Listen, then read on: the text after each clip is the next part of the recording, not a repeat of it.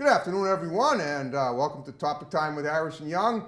We're already through mid-January of 2021, and I got to tell you, it's almost as nice out as it could be at the beach today, the way it is. For January, I'll take this kind of a day over HHH Day in August anytime, and we have a really hot show tonight. A beautiful guest, another beautiful woman for a guest that I've had so many already for in 2021, and on we go. So before we start to talk to Priscilla Hapeman, this lovely young lady here, I got to read these awesome underwriters, and then we will commence per usual. So we got Auto Country, king of the used car in Abington.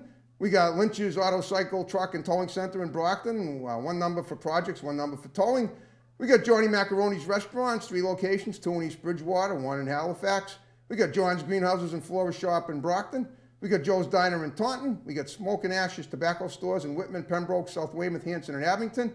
We got Whitman Hanson News corporate office number right here. We got D&E Auto Body Collision Center, 35 years in business in Bridgewater. We got Grant's Rental in Bridgewater. We got Schnell Performance Auto and Truck in Bridgewater too. We got Easton Fitness right here in Northeastern in the Village Shops. We got A1's Tire and Auto Center in Brockton. We got Doggy Boutique in Brockton, run by my great next door neighbor, Debbie Siddell, all-purpose grooming for dogs and cats.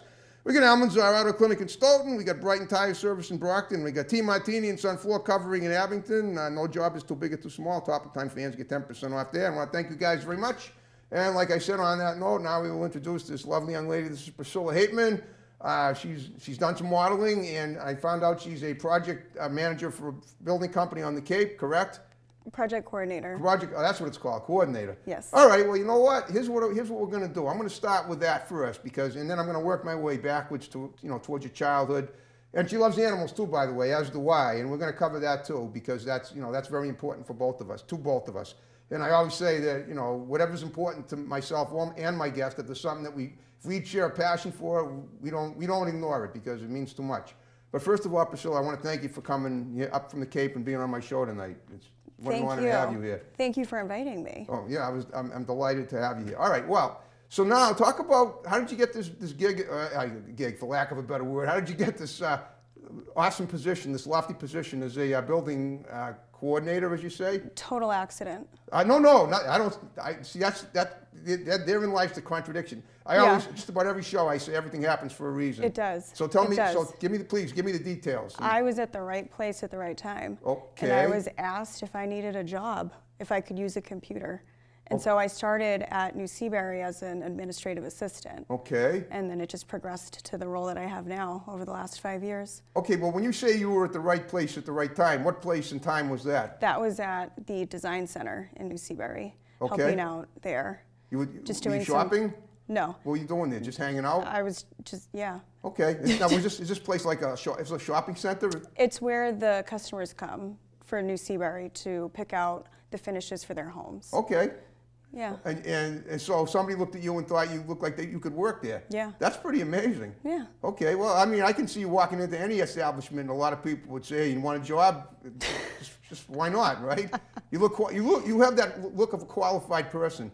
You look smart. Thank you. You're pretty, and I'm sure, and you look like you could type 500 words a minute. I don't know if it's exactly. I'm just telling you how you look. I'm making an objective, concrete observation, nothing more. Yes. Okay. So this, you said, happened 5 years ago, right? Yep. And since then you've been actually close to 6 now. Yeah, that's right, because we're in 2021. Yeah. So it must have happened, I'm guessing, in 2015. Yeah. Okay. How has that job evolved in you in life? It sounds like if you've been there that long, it must be an awesome thing to do. So tell me about it a little more. I work with a great team of people, okay, who have been, and it's a male-dominated field. Okay. And so I've been. You wear a hard hat at all when you work? I have one, but I don't wear. You don't wear it? No, okay. I don't spend that much time out in the field anymore to warrant wearing a hard hat. All right. But I do have one. Okay. I work with a great team of people who are always my bosses, and my colleagues have always been very encouraging. Okay. And so when I say that it's evolved, I've had really great people backing me up to grow into the role that I'm in now, and hopefully soon to be in like a project management role someday. I see. All right. Well, have you advanced at all in the company since you started? Yeah, Okay. I started as an administrative assistant. Well, that's a pretty big deal right there. I mean, administrative, if you're, that's like the boss's right-hand lady, right? Or person. Yeah. Okay, well, so that was 5 years, that was 2015. So since then, what's your position now in the company? Project coordinator. So Okay, right, okay. I do a lot of the scheduling, Okay. working a lot with the trades directly with what they need, coordinating what needs to happen on site if we're going to do it on time, Okay. making sure we execute things on time, Right. so we can close our houses in a timely fashion and hopefully without punch lists. Without which? Punch lists. Punch list? Punch lists. What's that? Punch lists. Punch list? I don't Like know what that is. lists of things that need to be done in Oh, I order see. for the Like house things to be perfect. reparations need. Is that what you mean? Needed reparations? I guess so. I've never heard of that. Anything so when we have like a set closing date, Yep. anything that's not done by that date, anything that's more cosmetic, Okay. like if we need paint touch-ups. Okay. So that wouldn't prohibit us from closing on a house, but it needs to get done. So Oh, I it see ends what you up mean. on that list. So basically, your job is to oversee these homes being built. I assume there's a lot of them, There is a lot of them. and they all have to be up to a certain code by a certain time. By the time, and while they're being like set up on like open house weekends for people to come and just look at to see if they to browse through and see if they want to buy. And then at some point, somebody looks at the house and says, yes, I want to buy the house, but you have to make sure, your responsibility is to make sure that all the people working for you have made sure that the house is sellable as it is. Yeah. Well, yeah. Yeah, it's a team effort, but It is. Now, does this require having a realtor's license as well for you? well, I do actually have a salesperson's license. Okay, It's not for required realty, though. right? Yeah, I just Okay. happen to have it. Well, when you say you just happen to, does that mean is it a mandatory? No. It's not a mandatory aspect of the job. No. But it definitely doesn't hurt either. No. Did you sell real estate before you did this? That was part of my plan, was Okay. to be a real estate agent. Okay. But it's really just become something that I'm happy to have. Not anything that I'm pursuing right now, but Right. maybe someday. Just to let you know, FYI, in 1979, I don't know if you were even born yet. You don't look like you were.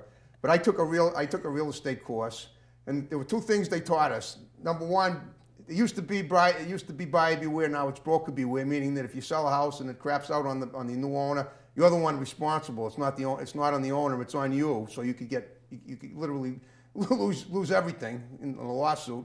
Number two, they threw so much Latin at me that I couldn't see straight. So basically, I sat out the course one night and then I went home. I never came back. Oh, you didn't do it?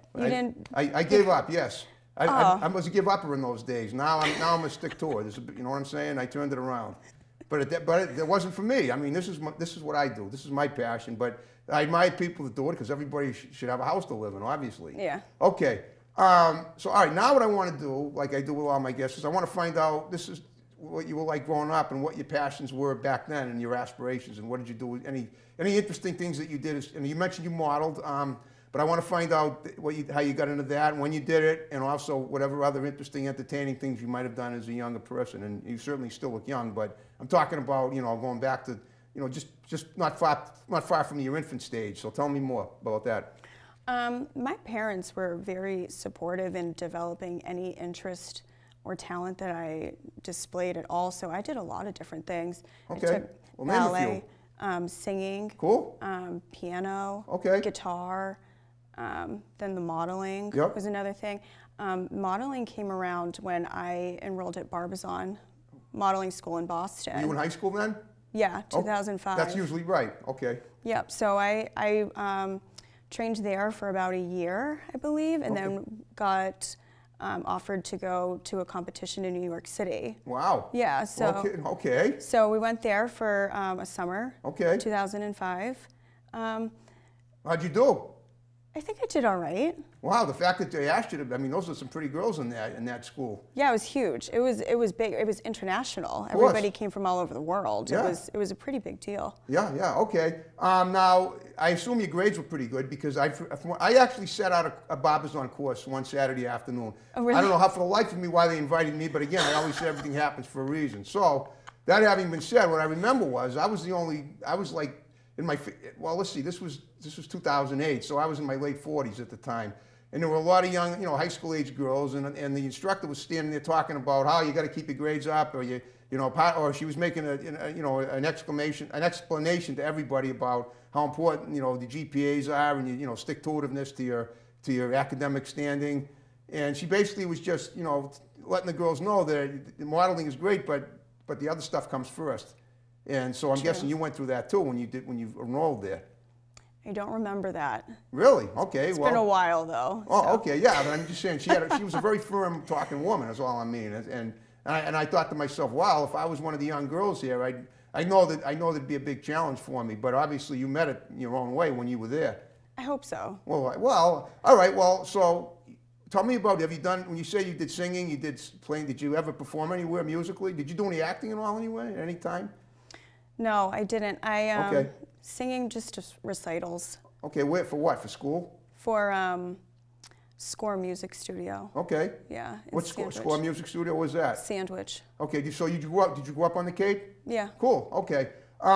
So talking about your modeling, tell me about that. What you did the competition in New York, and then what? I mean, how far did you go with it?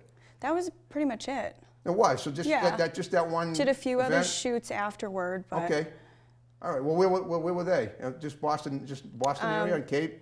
Manassas, Virginia. Okay. We went down there for one. Cool. I'll have to look back. All right, that's fine. I mean, if you have some pictures, we can look at them if they're available. If not, that's fine too. But Yeah. at least I just want to make sure we covered it. All right. So why did you? It sounds to me like you didn't stay with it as long as you still could be doing it now if you wanted to be.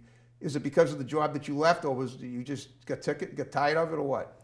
Just interests changed. I see. Okay. And, Well, would you ever think of maybe going back to it on the side, possibly? Okay, good.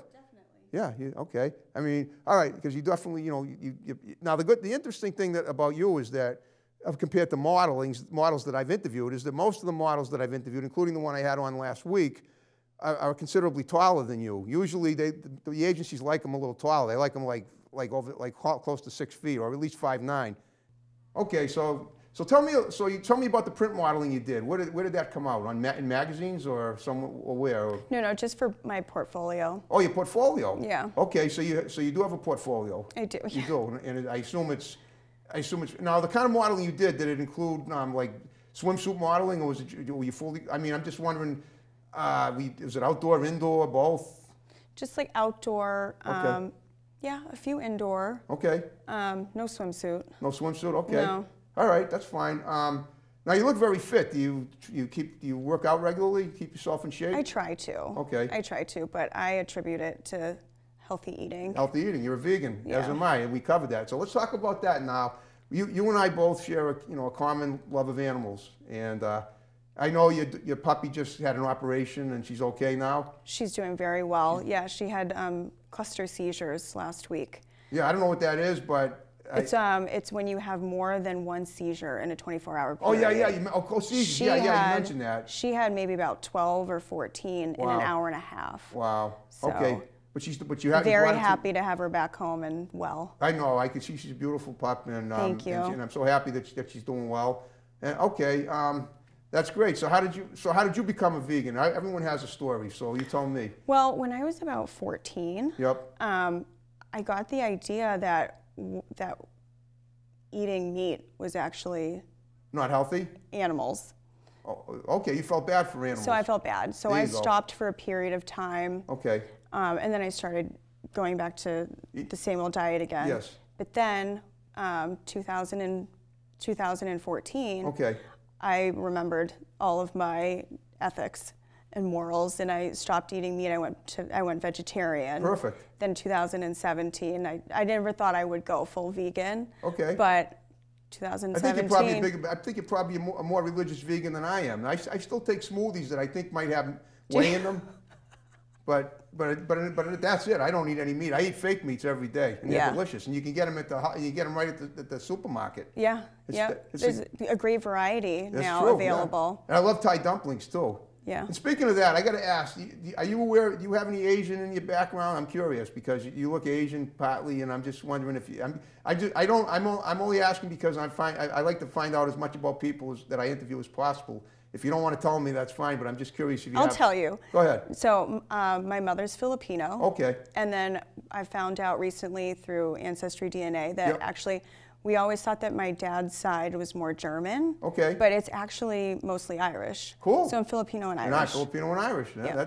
Yeah. That's cool. That's an awesome combination. I always love the diversity and combinations of ethnicities that you usually don't expect to be a combination. But let's face it, in the world we live in, there's combinations of all kinds that you never expect. That's awesome. Okay. Yeah. And obviously you were interested enough yourself to check your ancestry DNA, and you did, and that's what you found out. Yeah. And it must have been fascinating. Yeah. Well, how long ago did you check this? That was 2 years ago. Okay. Yeah, my sister actually sent me the kit. Who did? My sister. Your sister. Okay. Yeah. So how big is your family? How many kids?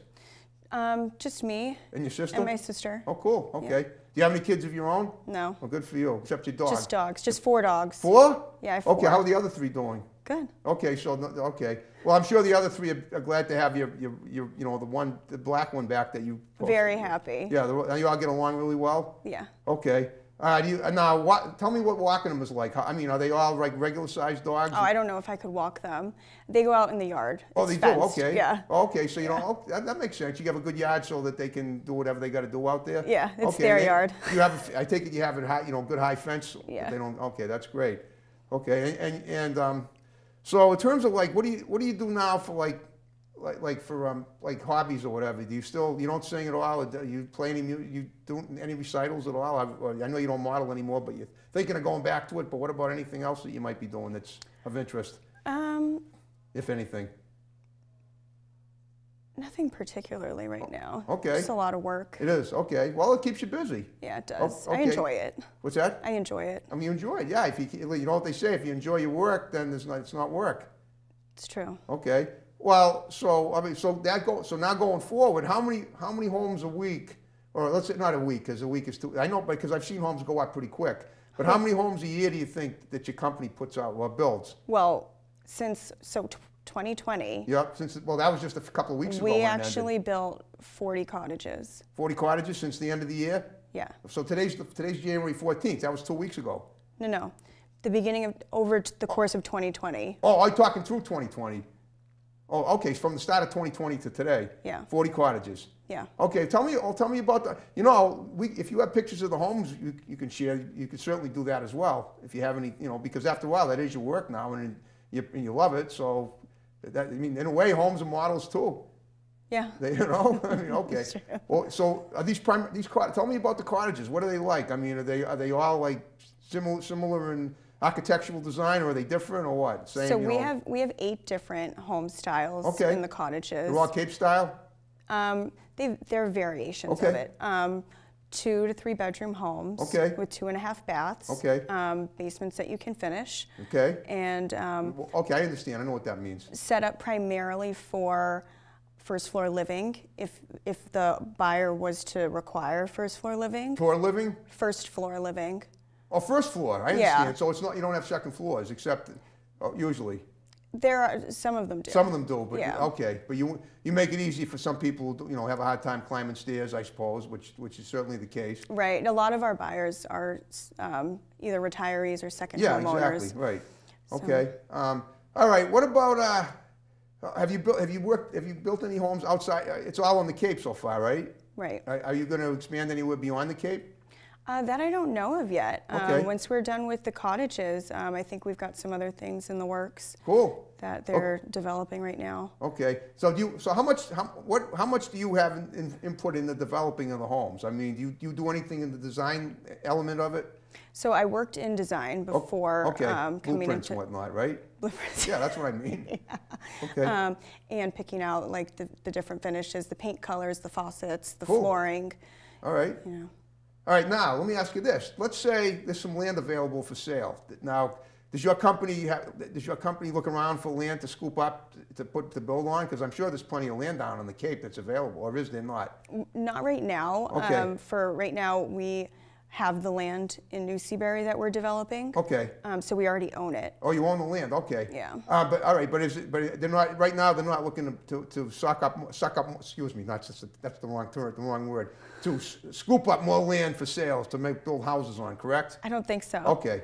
Okay, but let's say, for instance, that you happen to be driving by a night, a nice empty woodsy scene, a woodsy landscape on the Cape, and it's undeveloped, and you think to yourself, wow, but maybe we could build some homes here. I mean, do you have any say in that? I mean, could you call the town's what do they call it, the Chamber of Commerce or the Building Commission, and find out if you could access the land to build on, and then make sure that it's not a violation? Have you ever done that before? You know, a violation of the code or whatever that they have? I've never done that. Was that doable? But I guess so. Well, I'm trying to give you ideas that might help you out. Help you expand. Now I know. Yeah. I mean, let me ask you this now: Have there ever been any?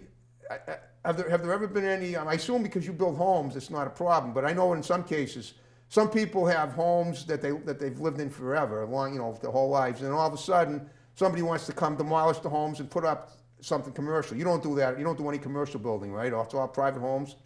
It's private homes. We did build the athletic center. Oh, okay. Well, tell me about that. Though. In New Seabury? In New Seabury, it's within the cottage community. Okay. Is that Cape Cod Community College? No. The cottages is the cottage community. I'm sorry. I thought you said college. No, okay. sorry. Okay. No, it's a cottage. It's 4 different phases. Okay. In New Seabury of the cottage neighborhood. Cool. And so they have the athletic center, which is pretty much like their gathering place. There's a pool. There's the gym inside. Cool. There's a tennis area. There's 16 tennis courts. Wow. Yeah. Okay, so this is basic, but these are for the residents of the cottages. Yeah, members. Members, right. Can people outside the residences use them too if they have can they buy memberships? I think you can buy memberships still. Okay, cool. Without being a homeowner. Right. I believe it was that way at one point, but okay. It could have changed. I don't. Right, I understand. Okay. Okay, so in terms of that, that's like the only, but you've never built any like property, you've never built any strip malls or anything like that? No. Okay. No, I'm just wondering if there's a chance that might happen. It sounds to me like everything is homes down there. Yeah. Okay. Now, have you ever, let's say someone you work with a bunch of architects, right? We work with one architect. Just one? Yeah. Okay. Well, let's say someone has an idea for a really snazzy looking house, that has a flat roof. My parents live in a house like that, and and they love it. They've been there for 42 years. They're in their 80s now, and they're still pretty healthy. It's just a unique design. It looks nothing like anything that's ever been seen, but in the neighborhood. But it would be so eye-catching that it would be sure to be, somebody would want to buy it, and it would have all the amenities that the other houses that you described have as well. Has anyone ever, have you had like a meeting where somebody came up with that for an idea, or drew something out on a blueprint sheet that looked like that? No, a lot of the modifications that have been done usually start with the home styles that we already have. Okay. And then a buyer's ideas or one of our ideas may end up incorporated into that in some way. Okay. So. Okay, that means nothing ever completely original yet. Okay, nothing ever completely original. No. Okay, well, it seems to me like something like that could really be cool. Like even if you came up with something like that. Are you allowed to come up with ideas like that, and it doesn't go against the company policy for you to come up with an idea for a crazy looking house if you wanted to, right? If we wanted to, yeah. Yeah, all right. I'm just trying to throwing ideas by you, Okay, all right. Now, have any of the people that you have testimonials from the people that have bought the home saying how great your company is, how awesome you guys were to helping them find the home, and then giving them all the protocol that they needed to make it as homey a home as they can have? Absolutely. We have a lot of happy homeowners. Cool. Yeah. That's good. All right. Would you say you have more than 1,000? I'm just curious if you can ballpark it. No, we have maybe 150. Okay, well, that's not bad. Yeah. And there'll probably be more. Quick question before we're actually within the final 5 minutes of the show. Kim just gave me 5 minutes, but how old is the company that you're working for now? How long have they been around? So they've been around since I believe around 2000. Wow, so 21 years. Yeah, I think we started shortly after 2000. Right, I understand. Okay, well, guess what? Like I said, we're down to the final 5 minutes of the show, and I hope you had fun. I hope you had a good, entertaining discussion about what you do and stuff like that and whatnot. And So if you're okay with it, what I'd like you to do is to look at the camera and give shouts out to people and your pets if you want that are going to see the show, because I'm sure they will. And then we'll wrap the show up just like we began it with my music. Do I have to do that? Well, if you don't want to, you don't have to. Just okay. Okay, that's fine. It's okay. All right. Well, all right. So in that case, instead of doing that, what I'll say to you is this: if any of the people that you've done business with, if you had a good time with me, what I'd like you to do, because I get a lot of my guests through word of mouth like I tell everybody, I get 98% from Facebook. I get about 2% from word of mouth.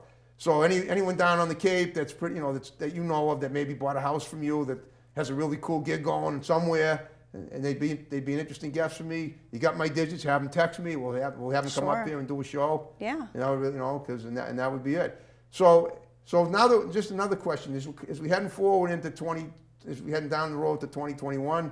Do you have any big plans for the year that any resolutions that you haven't started yet, or that you just started and hope you can keep? Just wondering.